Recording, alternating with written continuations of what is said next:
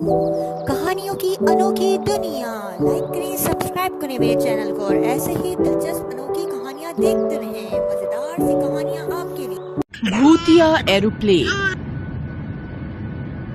सभी पैसेंजर्स से अनुरोध है कि वो अपनी सीट पर बैठ जाएं और सीट बेल्ट बांध लें। प्लेन उड़ान भरने के लिए तैयार है। रात का समय होने की वजह से उड़ान भरने के कुछ देर बाद ही एरोप्लेन की सभी लाइट्स बंद हो जाती हैं और लोग सोने लगते हैं। लाइट्स बंद होने के कुछ देर बाद अचानक एरोप्लेन के अंदर किसी बच्चे के रोने की आवाज गूंजने लगती है, जिससे सबकी नींद खुल जाती है। किसका बच्चा है? प्लीज इसे चुप कराएं। सॉरी सर, हम बस अभी सबको शांत करवाते हैं। एयर होस्टेस प्लेन की लाइट्स ऑन करती है और पूरे प्लेन में रोते हुए बच्चे की जांच करती है, लेकिन उसे कहीं भी कोई बच्चा नहीं मिलता है। प्लेन में तो एक भी बच्चा नहीं है, फिर ये रोने की आवाज कहाँ से आ रही है? एयर होस्टेस सभी पैसेंजर्स को ये बात बताने ही जा रही होती है, तभी रोने की आवाज बंद हो जाती है। आवाज बंद हो गई। पैसेंजर्स को इसके बारे में नहीं बताती। सच पता चलने पर सब बहुत डर जाएंगे। यही अच्छा होगा कि मैं असुविधा के लिए माफी मांगकर सभी को दोबारा सोने के लिए बोल देती हूँ।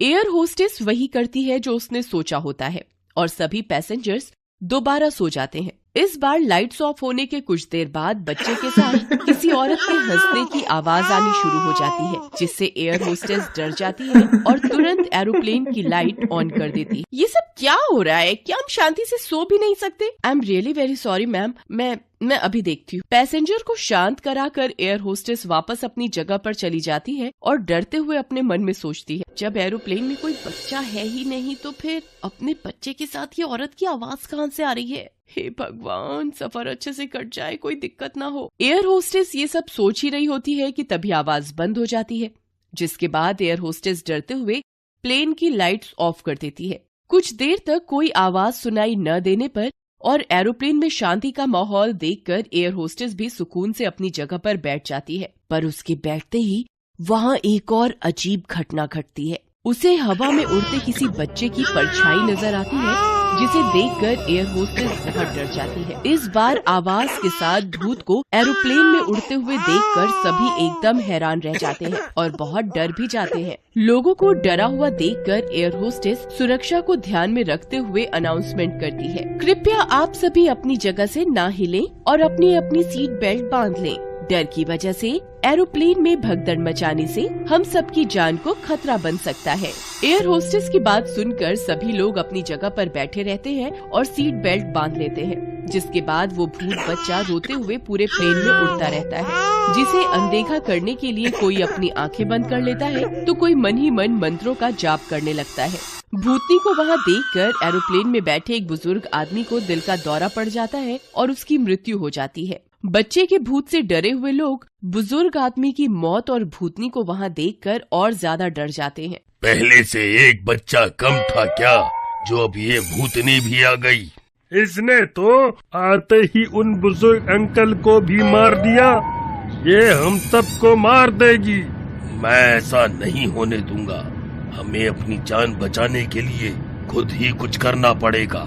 वो आदमी भूतनी पर वार करने के लिए अपने आसपास कोई सामान ढूंढने लगता है। बहुत ढूंढने पर उस आदमी को अपने बैग में एक नेल कटर मिलता है, जिसे अपना हथियार समझकर वह नेल कटर का पैना हिस्सा भूतनी की तरफ करता है और अपनी सीट बेल्ट खोलकर उस पर हमला करने के लिए तेजी से आगे बढ़ता है। जैसे ही वो आदमी एयर होस्टेस पर गिरता है तो उसके हाथ में पकड़े हुए नेल कटर का पैना हिस्सा एयर होस्टेस के गले में घुस गया और उसकी मौत हो जाती है। ये सब होता हुआ देख सभी पैसेंजर्स बहुत ज्यादा डर जाते हैं, लेकिन अब भूतनी अपने ऊपर हमला होता देख गुस्से में आ जाती है। तेरी इतनी हिम्मत कि तूने मुझ पर हमला किया।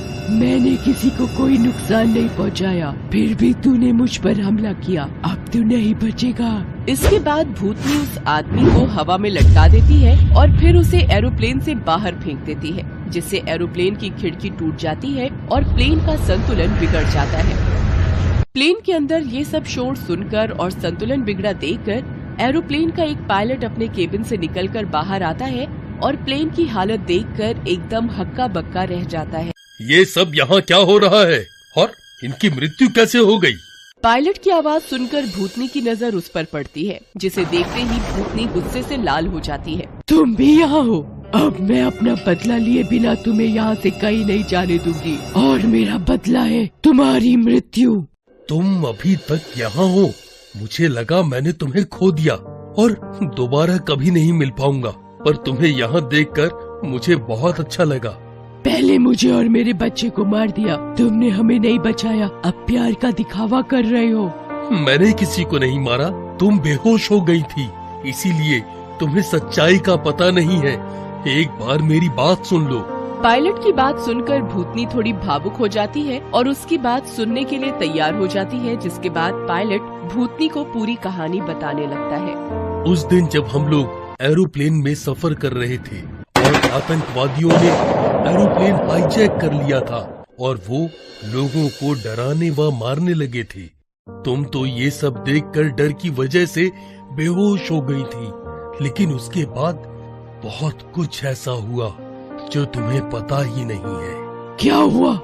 उन आतंकवादियों के आतंक की वजह से लोग बहुत डर गए थे और उनसे अपनी और अपने परिवार व बच्चों की जान बख्शने के लिए बहुत मिन्नतें करने लगे थे, लेकिन उन आतंकवादियों ने किसी की एक न सुनी और लोगों को मारना शुरू कर दिया।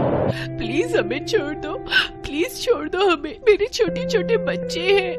मम्मी, क्या ये अंकल हमें मार देंगे? आपको जो चाहिए ले लीजिए, हमारा सारा पैसा, सबके गहने, पर लोगों को मत मारो, प्लीज हमें जाने दो।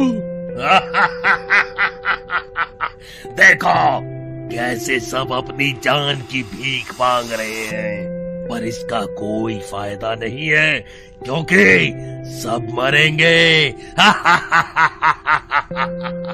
और फिर उन आतंकवादियों ने लोगों को प्लेन से नीचे फेंकना शुरू कर दिया, जिस वजह से एरोप्लेन में भगदड़ मच गई और एरोप्लेन का संतुलन खराब हो गया। भले ही मैं उस समय तुम्हारे साथ उस प्लेन में सफर कर रहा था, पर ये सब होते हुए देखकर मैं अपने अंदर के पायलट को रोक नहीं पाया और प्लेन क्रैश होने से बचाने के लिए मैं तुम्हें वहीं सबसे आखिरी और कोने की सीट पर लिटाकर पायलट केबिन में चला गया। तुम मुझे उन आतंकवादियों के बीच अकेला छोड़कर चले गए थे और बोल रहे हो कि तुमने मुझे और मेरे बच्चे को नहीं मारा। अगर तुम वहीं रहते तो शायद आज हम भी तुम्हारी तरह जिंदा होते। ऐसा कुछ नहीं है, मैं हम सबकी जान बचाना चाहता था। एक बार मेरी पूरी बात सुन लो।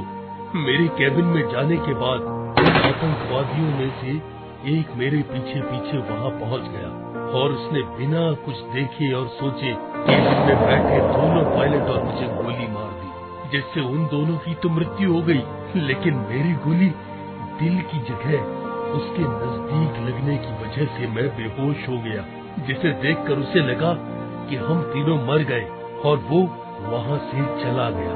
कुछ देर बाद जब मुझे होश आया तो और बहुत हिम्मत करके मैंने एरोप्लेन को ऑटो पायलट मोड पर किया और मदद के लिए मैसेज भेजकर आतंकवादियों की नजरों से छुपते हुए केबिन से बाहर निकल कर आया।